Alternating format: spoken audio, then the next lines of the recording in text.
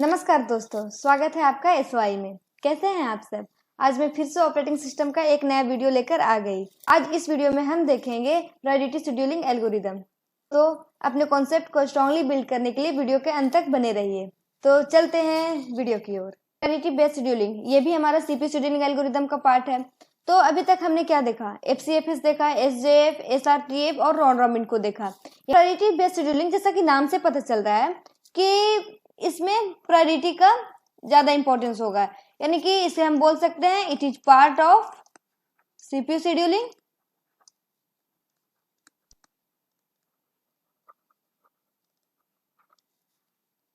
जो हमारा priority based scheduling है वो सीपीयू शेड्यूलिंग एल्गोरिदम का ही एक पार्ट है। तो इसमें जैसा कि नाम से पता चल रहा है प्रायोरिटी, यानी कि इसमें प्रायोरिटी का ही ज्यादा महत्व होगा। तो जैसे हमारे पास ये रेडी स्टेट है और ये हमारा रन स्टेट है। तो जस्ट सपोज यहाँ पर हमारे पास दो प्रोसेस है P1 P2।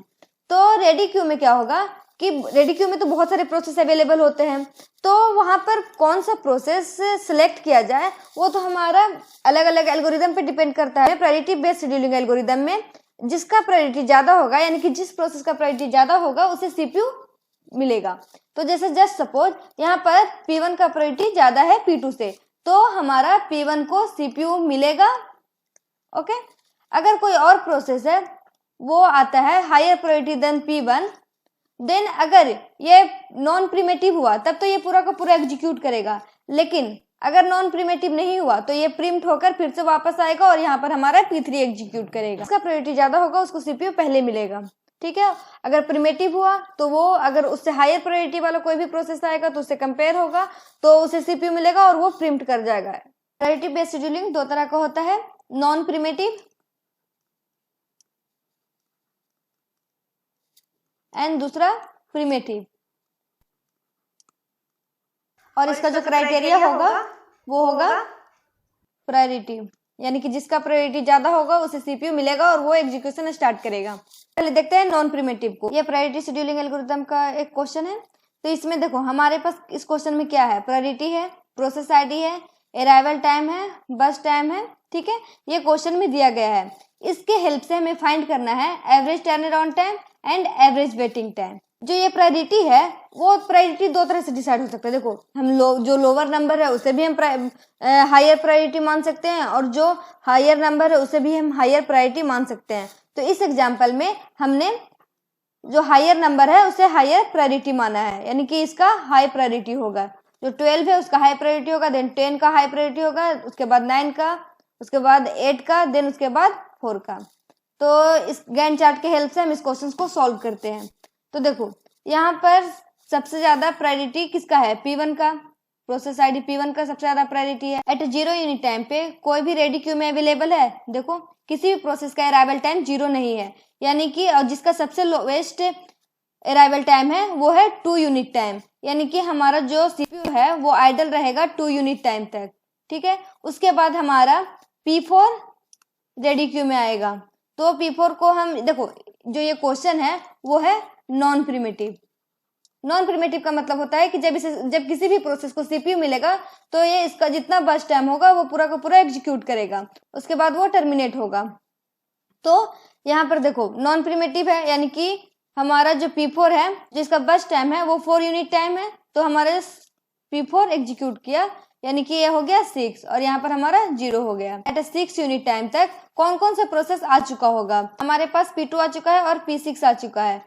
तो हमारा P2 और P6 रेडी क्यू में अवेलेबल है। तो देखो यहाँ पर P2 और P6 में किसका हायर प्रायोरिटी है, P2 का हायर प्रायोरिटी है, इसका प्रायोरिटी 10 है, तो हमारा P2 एग्जीक्यूट करेगा 9 यूनिट टाइम तक।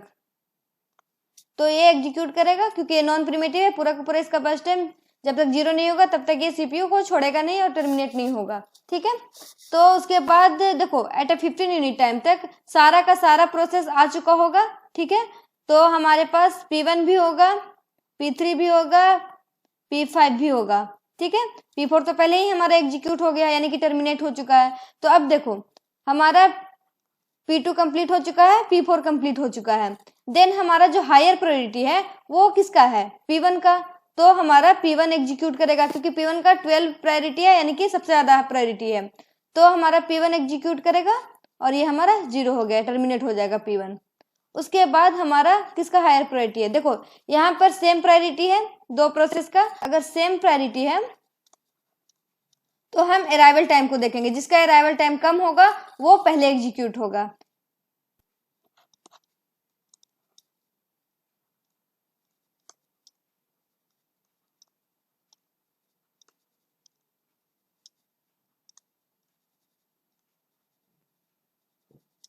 ओके, जिसका अराइवल टाइम सबसे कम होगा प्रायोरिटी सेम होने के बाद, वो सबसे पहले एग्जीक्यूट करेगा। तो देखो इसका अराइवल टाइम P3 का 10 है और P5 का 8 है, तो हमारा P5 एग्जीक्यूट करेगा। ये एग्जीक्यूट होकर टर्मिनेट हो गया।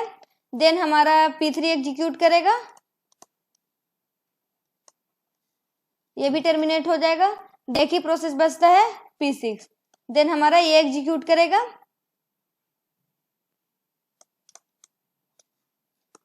देन हमारा ये भी 0 हो जाएगा। ओके, तो देखो यहाँ पर हमारा सारा का सारा बस टाइम 0 हो चुका है और सारा का सारा प्रोसेस भी एग्जीक्यूट कर चुका है। यहाँ पर मेनली हमने क्या देखा कि जिसका प्रायोरिटी ज्यादा होगा वो सबसे पहले एग्जीक्यूट करेगा। सबसे पहले तो सारे प्रोसेस को रेडी क्यू में अवेलेबल होना चाहिए, तभी तो हम प्रायोरिटी देखेंगे। अगर प्रोसेस रेडी क्यू में आया ही नहीं तो हम उसे एग्जीक्यूट कैसे करेंगे। तो सबसे पहले वो रेडी क्यू में अवेलेबल हो जाए। इस प्रोसेस का रेडी क्यू में सबसे ज्यादा प्रायोरिटी होगा वो पहले एग्जीक्यूट करेगा। तो P6 का कंप्लीशन टाइम 57, P3 का 48, P5 का 36, P1 का 28, P2 का 15 एंड P4 का 6। हमने कंप्लीशन टाइम को देख लिया। अब देखेंगे turn around time. Turn around time equal to completion time minus arrival time, यानी कि हम कंप्लीशन टाइम और अराइवल टाइम के बीच का डिफरेंस देखेंगे। तो ये 28 माइनस 7 ये 21 हो जाएगा, 15 माइनस 6 9 हो जाएगा and 48 minus 10 38, 6 minus 2 4, 36 minus 8 28, 57 minus 4 53। Okay, ये हमारा टर्न अराउंड टाइम आ गया। वेटिंग टाइम क्या होगा, turn around time minus burst time, यानी कि हम टर्न अराउंड टाइम और बस टाइम का डिफरेंस देखेंगे। 21 minus 13 8, 9 minus 9 0, 38 minus 12 26, 4 minus 4 0, 28 minus 8 20, 53 minus 9 44। तो यहाँ पर हम टोटल देखेंगे, ठीक है। तो हम मेनली टर्न अराउंड टाइम और वेटिंग टाइम को फाइंड कर रहे हैं। तो ये हमारा 153 हो जाएगा। तो इसका एवरेज क्या होगा, total turn around time divided by total number of process ID. तो प्रोसेस आईडी टोटल कितना है 6। ओके, देन हम वेटिंग टाइम को देखते हैं। तो टोटल वेटिंग टाइम 98, देन हम 98 डिवाइडेड बाई 6 को देखेंगे। तो यहाँ पर हमारा एवरेज आ जाएगा 16.33 एंड एवरेज वेटिंग टाइम हो जाएगा 25.50। तो यहाँ पर हमने एवरेज टर्न अराउंड टाइम देखा और एवरेज वेटिंग टाइम देखा। आगे हम देखते हैं प्रिमिटिव बेस्ड क्वेश्चंस को। ये हमारा क्वेश्चन नंबर 2 है प्रायोरिटी बेस्ड शेड्यूलिंग का। इसमें जो ये क्वेश्चन है ये है प्रिमिटिव बेस्ड क्वेश्चन। तो इसका जो मोड होगा वो होगा प्रिमिटिव बेस्ड। ओके, और इसका जो क्राइटेरिया होगा वो होगा प्रायोरिटी, यानी कि जिसका प्रायोरिटी हाई होगा वो पहले एग्जीक्यूट करेगा। तो देखो यहाँ पर हम हाई प्रायोरिटी किसे कंसिडर कर रहे हैं, जो हायर नंबर है। किसी किसी क्वेश्चन में ऐसा होगा कि लोअर नंबर को भी हम प्रायोरिटी हायर कंसिडर कर सकते हैं, यानी कि जैसे सपोज कोई और क्वेश्चन होता है जिसमें जो प्रायोरिटी होता है वो 4 होता है, लेकिन इस क्वेश्चन में प्रायोरिटी हम हायर नंबर को कंसिडर किए हुए हैं। ठीक है, तो इसे हम गैंट चार्ट के हेल्प से समझेंगे। तो इस क्वेश्चन में भी हमें प्रायोरिटी दिया हुआ है डिफरेंट प्रोसेस का, प्रोसेस आईडी दिया हुआ है, अराइवल टाइम दिया हुआ है, बस टाइम दिया हुआ है। इसके हेल्प से हमें average turn around time find करना है और एवरेज वेटिंग टाइम फाइंड करना है। तो देखो एट ए 0 यूनिट टाइम पे रेडी क्यू में कोई प्रोसेस आया है कि नहीं आया है, पहले हम ये देखते हैं। तो जिसका अराइवल टाइम 0 होगा वही प्रोसेस सबसे पहले आया है। तो देखो हमारा जो P1 है वो हमारा रेडी क्यू में पहुंच चुका है। तो हमारा P1 एग्जीक्यूट करेगा 1 यूनिट टाइम के लिए। ओके, देन ये हमारा 9 हो गया, लेकिन एट अ 1 यूनिट टाइम पे हमारा P2 भी आ चुका है, ठीक है। तो जो P2 है, देखो हमारा P1 भी आ चुका है, P2 भी आ चुका है, तो P2 का जो प्रायोरिटी है वो P1 से ज्यादा है, ठीक है। देखो यहाँ पर इसका 6 है और यहाँ पर इसका 4 है, तो P2 का प्रायोरिटी हायर होने के कारण हमारा P2 यहाँ पर एग्जीक्यूट करेगा। 1 यूनिट टाइम तक हम इसको भी एग्जीक्यूट करवाएंगे। एट 2 यूनिट टाइम पर हमारा P3 भी रेडी क्यू में आ चुका होगा। तो देखो हमारा P1 भी आ चुका, P2 भी आ चुका और P3 भी आ चुका, लेकिन P2 और P3 का जो प्रायोरिटी है वो सेम है, यानी कि P2 equal to P3 priority के बेसिस पे इक्वल है, ठीक है। तो जब हमारा प्रायोरिटी सेम होता है तो हम क्या करते हैं, प्रायोरिटी सेम होने पे हम अराइवल टाइम को देखते हैं, यानी कि प्रायोरिटी जैसे ही सेम होगा FCFS को फॉलो करने लगेगा। तो प्रायोरिटी सेम होने पे क्या होगा, हम अराइवल टाइम को देखेंगे, यानी कि जिसका अराइवल टाइम सबसे कम होगा प्रायोरिटी सेम होने पे हम उसे पहले एग्जीक्यूट करेंगे। तो देखो P2 और P3 में अराइवल टाइम सबसे कम किसका है, ऑब्वियस सी बात है P2 का अराइवल टाइम कम है, यानी कि इसका अराइवल टाइम 1 है और इसका अराइवल टाइम 2 है, तो हमारा यहाँ पर P2 एग्जीक्यूट फिर से करेगा। इसको भी हम फिर से एग्जीक्यूट करवाएंगे 1 यूनिट टाइम तक, तो ये हमारा 6 हो जाएगा, ठीक है। एट 3 यूनिट टाइम तक हमारा P4 भी आ चुका होगा रेडी क्यू में। तो देखो P4 का जो प्रायोरिटी है वो P1, P2, P3 से ज्यादा है, यानी कि जो भी प्रोसेस अभी रेडी क्यू में अवेलेबल है उन सबसे ज्यादा P4 का प्रायोरिटी है, ठीक है। तो हमारा P4 एग्जीक्यूट करेगा 1 यूनिट टाइम तक। हम सारे प्रोसेस को 1 यूनिट टाइम तक एग्जीक्यूट करेंगे और फिर चेक करेंगे कंडीशन को। तो हमारा P4 एग्जीक्यूट किया, उसके बाद हमारा P4 एग्जीक्यूट कर रहा था, तो एट 4 यूनिट टाइम पे हमारा P5 भी रेडी क्यू में आ चुका है। लेकिन यहाँ पर देखो P4 और P5 में किसका प्रायोरिटी ज्यादा है, ऑब्वियस सी बात है P4 का प्रायोरिटी ज्यादा है, तो फिर भी हमारा प्रायोरिटी P4 का ज्यादा होने के कारण हमारा P4 फिर से एग्जीक्यूट करेगा 1 यूनिट टाइम तक। हमारा P6 भी रेडी क्यू में आ चुका है, ठीक है। तो देखो अब इस टाइम पे एट 5 यूनिट टाइम पे देखो हमारा सारा का सारा प्रोसेस रेडी क्यू में अवेलेबल है, तो यहाँ पर हम देख सकते हैं कि जिसका प्रायोरिटी सबसे ज्यादा होगा वो सबसे पहले एग्जीक्यूट करेगा। तो अब P1, P2, P3, P4, P5, P6 में से सबसे ज्यादा प्रायोरिटी किसका है, P6 का। तो हमारा P6, देखो P6 का तो 9 प्रायोरिटी है ना, 9 प्रायोरिटी को ही हमने हायर प्रायोरिटी माना है, बाकी तो 8, 7, 6, 4 यानी कि लोअर प्रायोरिटी है। तो फिर हमारा P6 एग्जीक्यूट करेगा, तो P6 एग्जीक्यूट करेगा हमारा, यह आ जाएगा 10 और ये हो जाएगा हमारा 0। तो हमारा P6 कंप्लीट हो चुका है। देन उसके बाद किसका प्रायोरिटी ज्यादा है, उसके बाद तो हमारा P4 का प्रायोरिटी ज्यादा है, तो फिर हमारा P4 एग्जीक्यूट करेगा, तो ये एग्जीक्यूट करके 14 हो जाएगा, तो ये भी 0 हो जाएगा और ये हमारा टर्मिनेट हो जाएगा। उसके बाद किसका प्रायोरिटी ज्यादा है, P5 का प्रायोरिटी ज्यादा है P1, P2, P3 से, तो फिर हमारा P5 एग्जीक्यूट करेगा और ये भी हमारा एग्जीक्यूट करके टर्मिनेट हो जाएगा। अब हमारे पास 3 प्रोसेस बचे, यानी कि P2, P3 का प्रायोरिटी सेम है। प्रायोरिटी सेम होने पे हम अराइवल टाइम को देखते हैं, तो देखो P2, P3 का प्रायोरिटी सेम है, तो इसका अराइवल टाइम किसका कम है, P2 का कम है, तो फिर हमारा यहाँ पर P2 एग्जीक्यूट करेगा और ये हमारा 23 हो जाएगा और यहाँ पर हमारा 0 हो जाएगा, तो ये भी हमारा टर्मिनेट हो जाएगा। उसके बाद हमारा P3 एग्जीक्यूट करेगा और ये हमारा 0 हो जाएगा। देन P6 भी एग्जीक्यूट कर चुका है। अब हमारे रेडी क्यू में सिर्फ एक ही प्रोसेस बचा हुआ है, वो एग्जीक्यूट करेगा और ये हमारा 41 हो जाएगा, ठीक है।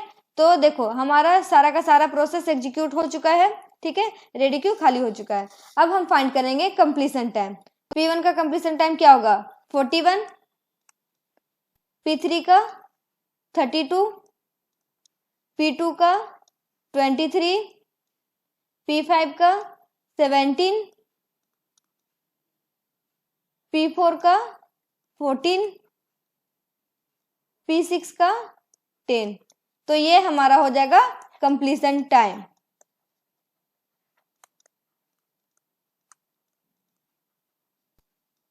अब हमें फाइंड करना है टर्न अराउंड टाइम। तो turn around time equal to क्या होता है, completion time minus arrival time, यानी कि हम कंप्लीशन टाइम और अराइवल टाइम का डिफरेंस देखेंगे। तो 41 माइनस 0 41 हो जाएगा, 23 माइनस 1 22 हो जाएगा, 32 minus 2 30, 14 minus 3 11, 17 minus 4 13, 10 minus 5 5 and waiting time equal to turn around time minus burst time होता है। तो हम टर्न अराउंड टाइम और बस टाइम का डिफरेंस देखेंगे। 41 minus 10 31, 22 minus 8 14, 30 minus 9 21, 11 minus 6 5, 13 minus 3 10, 5 minus 5 0। तो ये हमारा टर्न अराउंड टाइम आ गया और ये हमारा वेटिंग टाइम आ गया। टोटल टर्न अराउंड टाइम हो जाएगा 122 एंड टोटल वेटिंग टाइम हो जाएगा 81। तो हम एवरेज निकालेंगे 122 डिवाइडेड बाई टोटल प्रोसेस, यानी कि देखो जो total turn around time divided by total number of process and waiting time क्या हो जाएगा 81 डिवाइडेड बाई 6, यानी कि total waiting time divided by total number of process, ये हो जाएगा 20.33 एंड ये हो जाएगा हमारा 13.50। तो ये क्वेश्चन हमारा कंप्लीट होता है। आज की क्लास में हमने देखा priority based scheduling. Ready queue में अवेलेबल प्रोसेस में से जिस भी प्रोसेस का हायर प्रायोरिटी होगा उसे सीपीयू पहले मिलेगा, उसके बाद उससे कम प्रायोरिटी वाले प्रोसेस को मिलेगा, उससे भी कम प्रायोरिटी प्रोसेस वाले को मिलेगा। अगर आपको और क्वेश्चन या फिर कोई भी डाउट हो तो आप मुझे कमेंट कर सकते हैं। Thank you.